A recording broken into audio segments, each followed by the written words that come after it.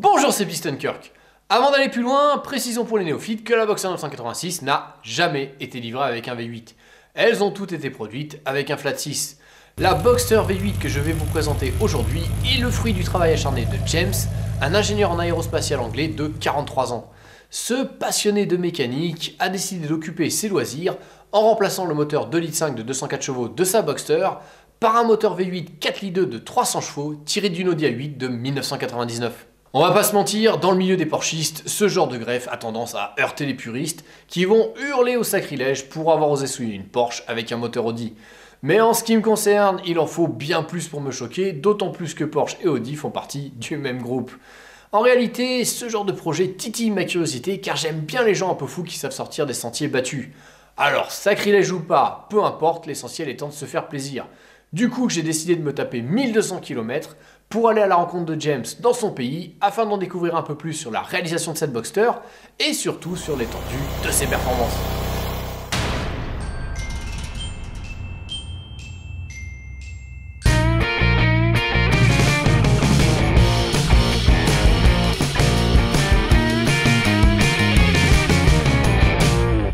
Il faut savoir que James n'en est pas à son coup d'essai. Avant de chercher à swapper une Boxster, il avait déjà travaillé dans son atelier sur de nombreux véhicules, dont les dernières en date sont un kit car Fisher Fury et une Mazda MX-5 NB, dont il avait passablement amélioré les performances, notamment grâce à l'ajout d'un turbo et d'une nouvelle ligne d'échappement.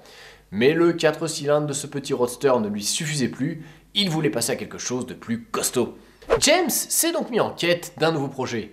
Et durant ses recherches sur internet, il est tombé sur la vidéo YouTube de Trey Walker, un américain qui avait installé un moteur Audi V8 dans une Boxster 986. Le son du moteur l'a envoûté et l'idée l'a tout de suite séduit. N'ayant jamais eu ni de Porsche ni de V8, il s'était dit que c'était un moyen d'avoir les deux à la fois. La chance a voulu qu'il trouve sur eBay un moteur V8 Audi pour le tarif dérisoire de 250 livres, c'est-à-dire environ 275 €. Il a aussi pu trouver à côté de chez lui une Boxster 986 qui avait la particularité d'avoir le moteur à l'avant. Non, je déconne pas, elle avait littéralement le moteur à l'avant. En fait, il était en pièces détachées dans le coffre avant. Le précédent propriétaire avait essayé de le réparer sans succès et c'est précisément pour cette raison que James a pu l'obtenir pour un tarif de seulement 800 livres, c'est-à-dire environ 880 €. Après ces deux achats, il a commencé un véritable parcours du combattant qui va durer un peu plus de 3 ans. Il aurait pu réduire ce délai, mais comme il bossait en parallèle sur d'autres projets automobiles, ça n'a pas facilité les choses. La première étape fut d'accoupler la boîte de la 2,5 litres au moteur de l'Audi, et pour cela, il a dû tailler un certain nombre de pièces de métal. Heureusement, dans l'atelier qu'il loue avec 8 autres amis, il a tout le matériel nécessaire. On y trouve presque tout ce dont on peut avoir besoin, et ça va des machines de découpe au poste à souder en passant par un pont. Malgré le désordre apparent, tout semble trouver sa place. C'est un vrai plaisir de se promener au milieu des différents projets, karting, moto, voitures anciennes ou nouvelles, et même camping-car. Il règne dans cet endroit une atmosphère particulière. Cet atelier ferait rêver n'importe quel bricoleur. Bref, je m'égare, revenons à la Boxster.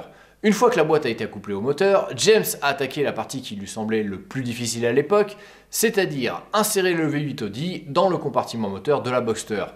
Heureusement, comme on passe le moteur par en dessous, c'est un peu plus simple. Bien entendu, il a fallu créer et souder de nouveaux supports moteurs. Mais finalement, cette étape s'est avérée être la plus facile, car bien que le moteur soit plus gros, James n'a pour ainsi dire pas eu besoin de découper la carrosserie. On peut voir sur ces images qu'il a un peu élargi l'ouverture du haut. Mais il reconnaît qu'après coup, il s'est rendu compte que ce n'était pas une opération nécessaire. Par contre, il a été obligé de créer un léger enfoncement dans le couvercle qui recouvre le moteur pour éviter qu'un des angles du haut du moteur ne frotte. Comme il n'a rencontré aucune difficulté majeure sur cette étape, James en est arrivé à se demander si au moment de la conception de la 986, les ingénieurs de Porsche n'avaient pas prévu de mettre un moteur beaucoup plus gros.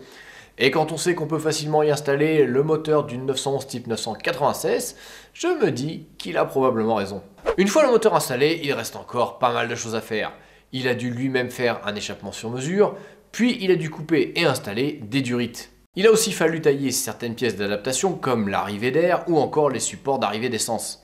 Étant donné que le bouchon d'huile n'est pas au même endroit, il a viré celui qui était dans le coffre et en a profité pour retirer le vase d'expansion du liquide de refroidissement pour le remplacer par un autre car celui d'origine a une fâcheuse tendance à se fissurer avec le temps.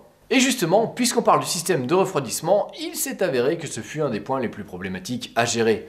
James voulait garder les deux radiateurs d'origine, mais comme le moteur est beaucoup plus gros, le système de refroidissement est sous-dimensionné. Le moteur d'origine est un 2,5 litres alors que le V8 est un 4,2 litres. Pour que vous puissiez bien mesurer la problématique, sachez que sur une Boxster S, pour refroidir le moteur 3,2 litres, Porsche a ajouté un radiateur supplémentaire au milieu. Or, le V8 a 1 litre de cylindrée de plus et un radiateur de moins que la S. Ce défi n'a pas arrêté James qui a trouvé la parade en se basant sur les réglages moteurs des pays chauds comme Dubaï.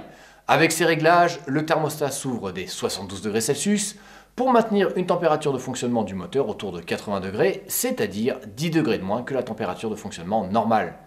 Mais comme le système de refroidissement du V8 est très compliqué, il a fallu beaucoup plus de temps et d'énergie à James que ce qu'il aurait pensé. Bien que ça marche plutôt bien, James a quand même conscience que cette solution n'est pas optimale. En été, s'il fait trop chaud, il pourrait s'avérer que le système de refroidissement soit insuffisant. Et c'est pourquoi il envisage d'ajouter éventuellement plus tard un troisième radiateur tiré d'une Boxster S.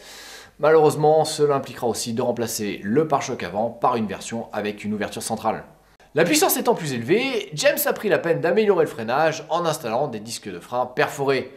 Par contre, même si les étriers de frein sont rouges, ne vous y trompez pas, il ne s'agit pas de ceux d'une S. Ce sont ceux d'origine qui ont été repeints lorsque James les a intégralement démontés pour les refaire à neuf. À présent que le moteur a tous ses éléments pour fonctionner, vient la partie délicate qui consiste à relier l'accélérateur et la partie électrique du moteur au reste de la voiture afin de contrôler cette nouvelle cavalerie. Et c'est là que le choix d'une 2,5 litres comme base de départ s'avère être une excellente solution, car contrairement aux modèles sortis après 2001 qui ont un accélérateur électronique, sur les 2,5 litres, la pédale d'accélérateur est directement reliée au moteur par un câble. En plus, comme sur ce modèle il y a moins d'électronique, le système électrique est lui aussi plus simple. En général, il s'agit de câbles qui vont directement du compteur au capteur et aux sondes. Du coup, après avoir longuement étudié le système électrique de la voiture et dépouillé intégralement le faisceau pour retrouver chaque câble, James a finalement réussi à reconnecter tous les voyants et jauges du compteur jusqu'au moteur. Et quand c'était possible, il a même conservé les capteurs d'origine de la Boxster pour les mettre sur le V8. D'après son propre aveu, ce fut une opération longue, laborieuse et pénible. Notons au passage que le fait d'avoir opté pour une Boxster dépourvue de climatisation a considérablement facilité les choses. Bon, il aurait pu se les faciliter encore plus en prenant une voiture qui n'avait pas l'option Traction Control, c'est-à-dire l'anti-patinage. Car même si cette option est bien pratique pour préserver ses pneus mis à rude épreuve par le gain de puissance, à ce jour c'est le seul problème électrique que James n'a pas réussi à résoudre. Mais il ne désespère pas de trouver prochainement une solution pour le faire fonctionner. En réalité, si James n'a pas eu le temps de se pencher sérieusement sur la problématique du traction control, c'est tout simplement parce que la programmation du boîtier qui contrôle le moteur lui a demandé beaucoup plus de temps que prévu.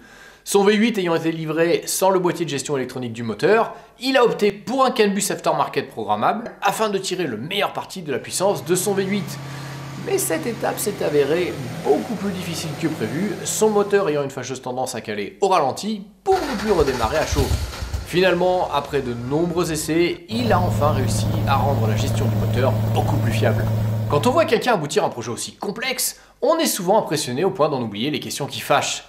En effet, la plupart des articles ou reportages qui présentent des voitures swappées ont tendance à oublier 3 paramètres, le prix, l'entretien et l'homologation. Même si je sais que James a fait ça pour le plaisir de la démarche, on ne peut s'empêcher de se demander si ça vaut vraiment la peine de dépenser une fortune pour rendre une voiture plus puissante, ou si ce ne serait pas plus intéressant d'acheter une voiture qui est déjà puissante à la base. Eh bien dans le cas de James, la question ne se pose pas, puisque sa voiture, tout compris, lui est revenue à 6 500 €, ce qui est un tarif relativement raisonnable, puisque c'est moins cher qu'une 2,5 litres roulante et plus puissant qu'une Boxster S. Bon, c'est bien d'avoir une voiture qui roule, mais encore faut-il être autorisé à le faire. En Suisse et en France, c'est très difficile, voire impossible, d'homologuer une telle modification. Je me demandais donc si c'était aussi le cas en Angleterre et si James n'avait pas volontairement oublié de prévenir les autorités. En fait, non. Aussi surprenant que ça puisse paraître, cette voiture a été homologuée. Il faut dire que l'administration est bien plus coulante. Pour homologuer une voiture modifiée, il suffit tout simplement d'aller voir n'importe quel garagiste professionnel qui va attester qu'elle freine bien, qu'elle tient bien la route et qu'elle a un certain nombre d'éléments de sécurité de base, comme par exemple les ceintures. Puis, avec cette attestation, on va voir la préfecture qui va homologuer la voiture sans même la voir. Je comprends mieux pourquoi ce pays est le paradis des kit-cars. Enfin, une administration qui laisse les amateurs de mécanique vivre leur passion. Bravo les Anglais. Une fois qu'on a obtenu le droit de se servir sa voiture sur route au quotidien, reste la problématique de l'entretien. La forme du moteur V8 et la disposition de ses éléments n'a rien à voir avec celle du flat 6 d'origine. Ce qui veut dire que des opérations courantes d'entretien ne vont plus forcément être aussi faciles à faire. Par exemple, sur le moteur d'origine, pour changer la courroie, l'alternateur ou la pompe à eau, il faut démonter une plaque métallique située derrière les sièges. À présent, démonter cette plaque ne sert plus à rien. Heureusement, d'après James, la plupart des opérations d'entretien peuvent toujours être faites facilement. Pour cela, il a notamment dû modifier le compartiment du filtre à air pour qu'il reste accessible par le haut. Forme du moteur oblige, à présent c'est par le haut et non par le bas qu'on change les bougies. Et pour finir, beaucoup d'autres pièces peuvent être changées sans avoir besoin de sortir le moteur, même si James reconnaît quand même que pour certaines opérations, il peut être plus facile et bien pratique d'avoir un pont élévateur pour sortir le moteur, ce qui ne lui pose plus aucun problème, tellement il a dû faire ça souvent. Au final, installer ce moteur fut une tâche bien plus difficile que ce qui s'était imaginé, car il faut trouver toutes les solutions soi-même. C'est un truc à s'arracher les cheveux, ce qui explique peut-être sa légère calvitie. Lorsqu'il s'est lancé, il espérait pouvoir compter sur les conseils de Trey Walker, le youtubeur qui l'avait inspiré. Malheureusement, ses messages sont restés lettres mortes, il a donc dû se débrouiller seul, de façon empirique. Quoi qu'il en soit, après avoir sué sang et eau, James ne regrette pas de s'être lancé dans ce projet, car le résultat en vaut la peine. Mais il reconnaît que sans le soutien et la compréhension de sa copine qui lui a laissé tout le temps dont il avait besoin, il n'aurait jamais pu aboutir cette transformation. Et pour cela, il lui en est très reconnaissant. Remercier sa copine ou ses proches peut paraître cliché comme remarque. En réalité, c'est un point capital. Il faut garder à l'esprit que la vie amoureuse ou familiale a souvent raison de ce genre de projet de longue haleine. Trop de passionnés occultent cette dimension sociale lorsqu'ils se lancent dans un gros projet. Et lorsque la vie les rattrape, c'est la voiture qui en pâtit, restant inachevée au fond d'un garage à prendre la poussière. On en connaît tous un. Allez, assez parlé de la conception de cette Boxster, il est temps de se pencher sur son pilotage. Pour me faire une petite idée de ce qu'elle a sous le capot, je me suis glissé derrière le volant pour un essai sur route.